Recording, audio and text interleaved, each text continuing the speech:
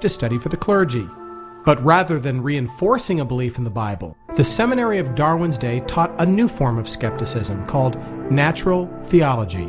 In those days, the authority of the Bible was under intense scrutiny. Natural theologians attempted to argue for the existence of God, but they did so from nature alone, not the Bible. From these men, Darwin was taught that the Bible had good moral principles, but that it could not be trusted on matters of science. Because they denied the Genesis record of the age of the earth and the global catastrophic flood, they taught that God did indeed create the world, but millions of years ago. And he created plants and animals in their current locations, and they have not changed since then. From British naturalist John Ray, many had embraced a notion never taught in the scriptures that the works created by God at first are by him conserved to this day, in the same state and condition in which they were made. This confusing idea of the fixity of species created a false dichotomy between scripture and science. The result was compromise. Darwin would bring these beliefs and growing concerns over the legitimacy of Christianity on board the HMS Beagle during its famous 5-year voyage. Darwin had been recommended to Captain Robert Fitzroy as a traveling companion, but soon after they set sail, he assumed the role of naturalist. Their 5-year journey took them from Africa to South America and to the Galapagos. Over the course of his voyage, Darwin observed hundreds of diverse types of animals, but it troubled him when he realized that many of the plants and animals of the Galapagos were similar to those he had seen in South America. Darwin's natural theology and his observations began to conflict, and he found himself with questions. Why would a creator design creatures on the Galapagos that look so similar to, but are obviously different from animals in other parts of the world? As they visited each island, Darwin collected plant and animal specimens.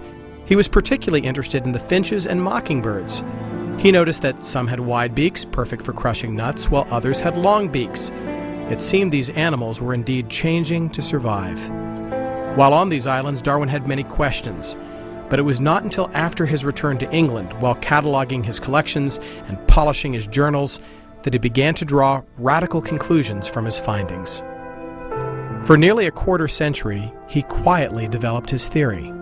Finally, in 1859, he published his controversial book on the origin of species by means of natural selection, or the preservation of favored races in the struggle for life. Darwin argued that in the epic struggle for life, animals which develop characteristics best suited to the environment survive and pass their favorable traits to their offspring, a process he called natural selection. His conclusion was that the cumulative effect of gradual changes over the span of millions of years was a process by which all organic beings which have ever lived on the earth have descended from some one primordial form. Although he never returned to the Galapagos, he forever attributed his idea to these islands. When Darwin arrived on these islands, he was wearing glasses. We're wearing them too. In fact, everybody wears glasses. I'm not referring to reading glasses or bifocals, but the worldview lens through which we interpret facts and form our view of reality. By the time he reached the Galapagos, Darwin had been taught that the Bible had to be wrong concerning science and that the earth was millions of years old. His interpretations and ideas were shaped by his basic assumptions. But we've come here with a different set of glasses. We are Christians and creationists, and we presuppose the authority of the Bible, and we do so without apology. This means we believe the Bible is completely true, from cover to cover, inspired by God, and we're standing on this truth as our foundation. We believe that the 6-day account of creation found in Genesis, the first book of the Bible, really happened, and that it happened not very long ago. We believe it cannot be dismissed or explained away as an allegory, myth, or legend, and we're convinced you cannot separate it from the rest of the Bible, believing only in parts and not the whole. We believe that when you're wearing the right glasses, there's no contradiction between the truth of Scripture and the observations of science, and to depart from these foundations is to render science incoherent. And our view is under intense opposition.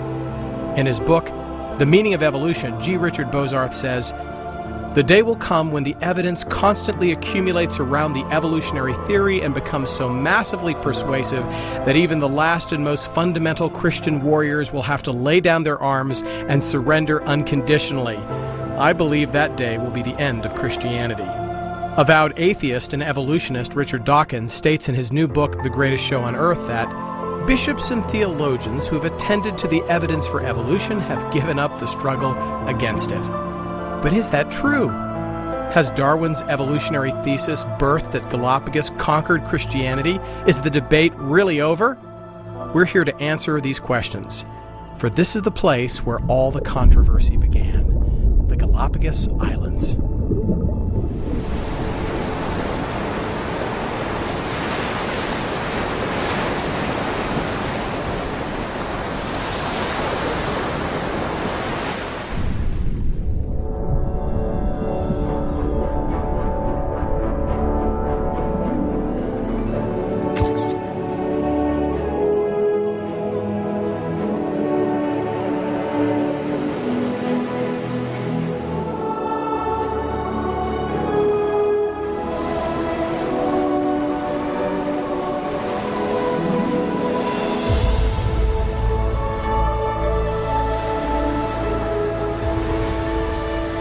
I don't know how anyone couldn't be overwhelmed with history just standing right here. This is the spot where Charles Darwin came and the world changed after he arrived here. And he landed here and he walked out on beaches just like this. He looked into the woods, he looked at the animals, and he came up with his interpretation. To be here on the 200th anniversary of the birth of Darwin, this is incredible.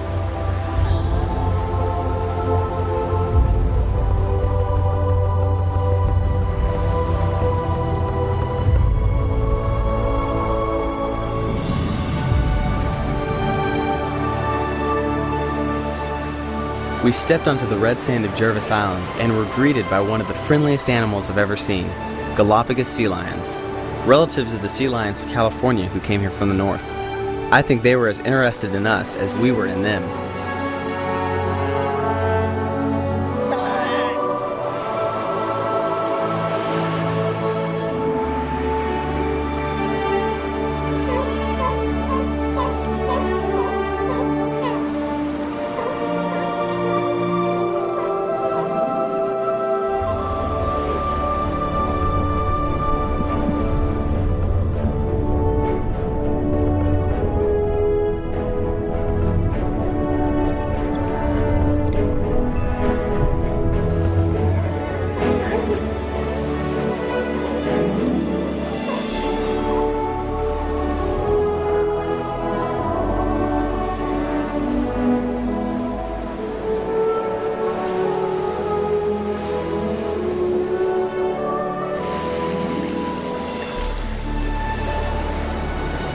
Wow, I'm standing right here just a couple feet away from this beautiful juvenile sea lion who was just talking to me a minute ago.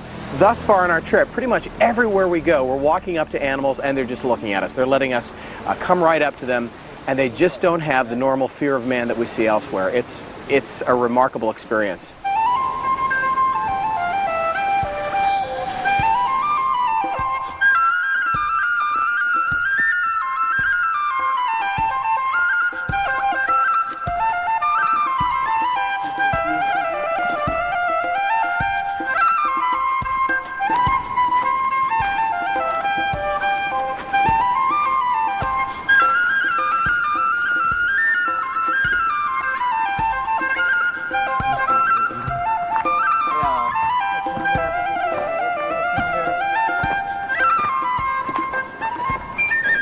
Wow, but there's so many of them together. So many of them, yeah. That's wow, yeah. I mean, that's a lot of sharks.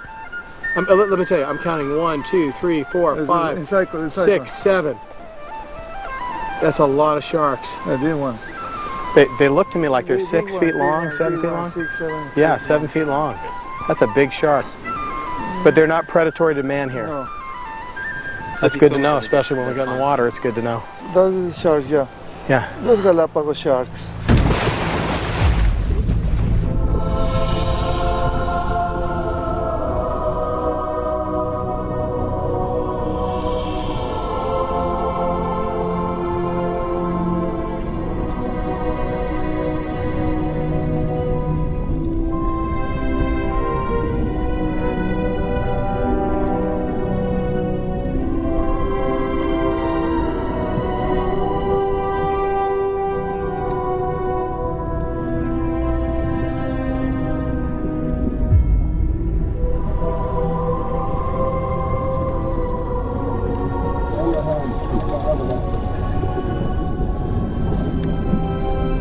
Life beneath the water in the Galapagos is like another world.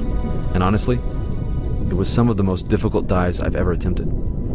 The reason is 7 major currents converge on these islands, creating some of the most nutrient-rich seas along the equator. It seems most all life here depends on the ocean in some way. The currents are harsh, and the water is also colder than you would expect at the equator. This creates a unique environment where lizards and penguins can coexist. This allows for great diversity. In fact, there are over 500 species in the seas of the Galapagos, 80 of which can be found here and nowhere else on Earth.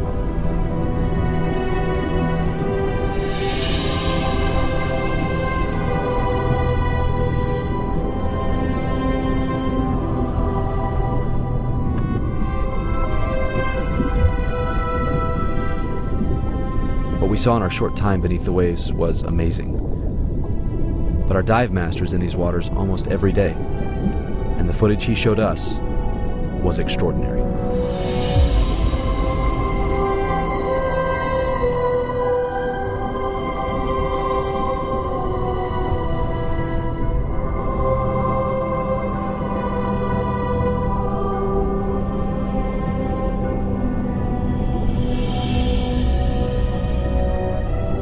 For a brief moment, he even swam with an albino whale shark, something he said no one had ever captured on film.